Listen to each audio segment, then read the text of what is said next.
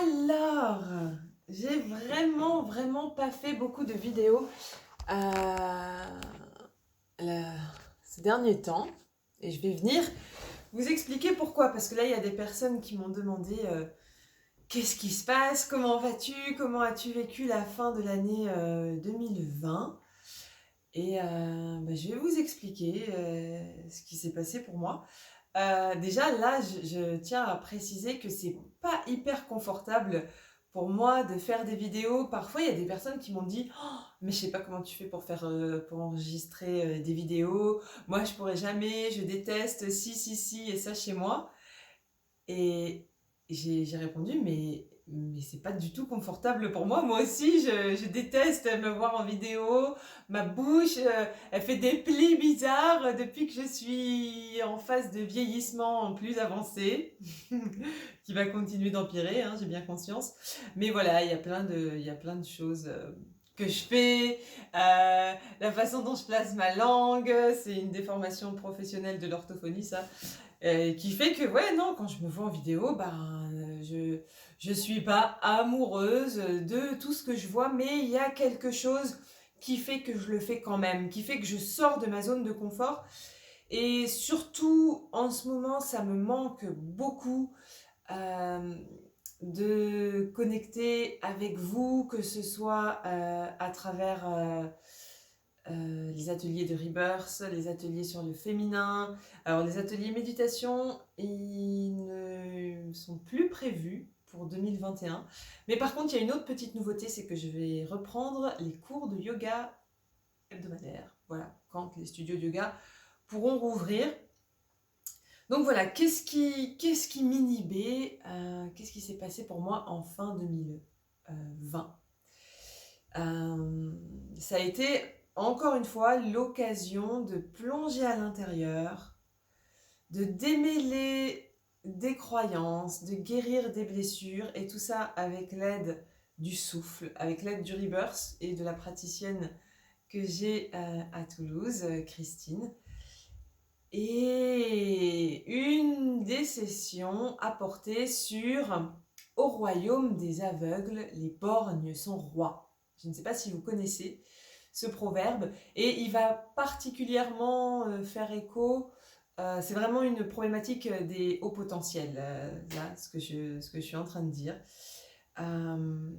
J'étais très débectée par ça. Au royaume des aveugles, les borgnes sont rois. Ça m'arrive souvent, comme ça doit arriver à beaucoup de personnes au potentiel, de constater qu'il y a certaines personnes qui vont enseigner à d'autres ou qui vont guider d'autres personnes d'un espace d'incomplétude, quitte à parfois enseigner ou transmettre des choses erronées. Et moi, je trouve que quand on accompagne des personnes ou quand on est dans une posture d'enseignant, d'accompagnant, on se doit à soi-même de déjà travailler sur soi et d'être clair. Mais du coup, mon petit côté intransigeant et perfectionniste faisait que j'avais un regard assassin sur toutes les personnes dont je voyais les failles, qui guidaient d'autres personnes, parfois dans des endroits erronés ou pas complètement justes. Et moi-même, j'étais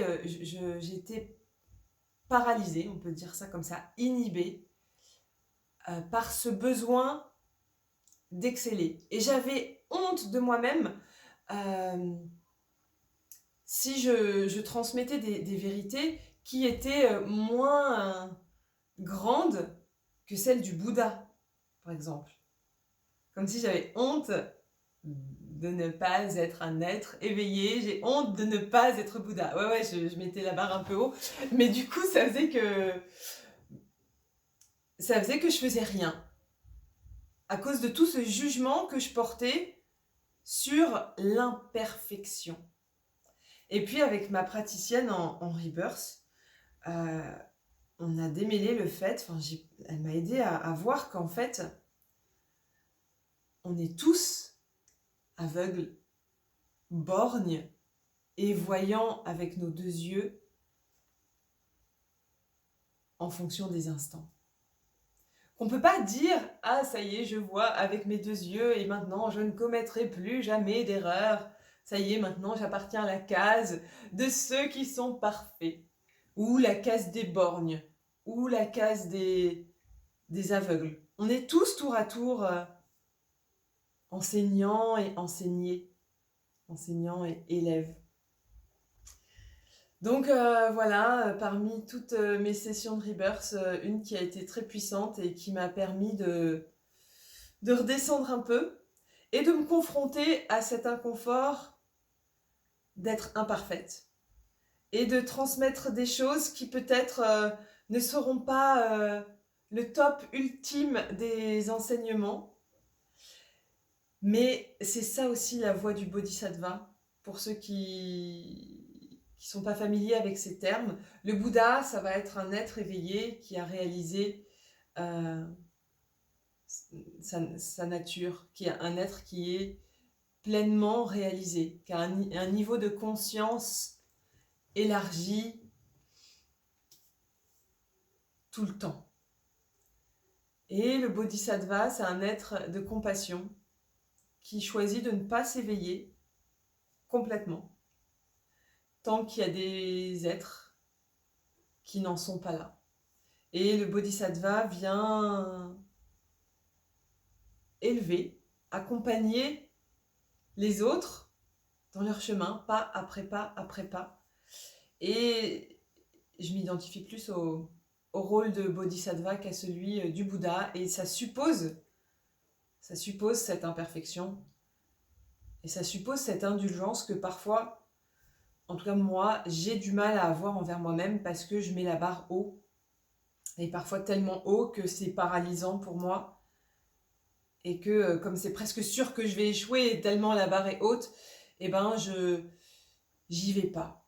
Voilà, j'y vais pas, je me confronte pas, j'avais certaines blessures qui n'étaient pas guéries, où je me sentais inacceptable si j'étais pas parfaite. C'est un schéma très commun, hein, ça. Qui faisait que j'avais envie de rester cachée et que c'était plus confortable pour moi de rester cachée. Voilà. Honnêtement, je pense qu'il en reste des traces de ça, et que parfois c'est plus confortable pour moi de rester cachée, mais l'envie de connecter avec vous est plus forte. Et d'ailleurs, ça me fait toujours du bien quand je reçois des feedbacks de personnes qui me disent ce que ça leur apporte, mes vidéos. Parce que s'il y avait que moi, de moi à moi, je m'en fous. J'ai pas besoin de prendre le téléphone pour me filmer et parler toute seule devant la caméra. Si j'ai pas la conviction qu'il y a quelqu'un qui reçoit ça, pour moi toute seule, j'ai pas besoin de faire ça en fait. Et je le fais vraiment dans une volonté de partage, et c'est pour ça que quand je vois que je peux être rencontrée dans mon élan de partage, eh ben ça me fait toujours du bien, et ça me fait toujours plaisir, et c'est là que je me sens à ma juste place, au service de la conscience. Voilà.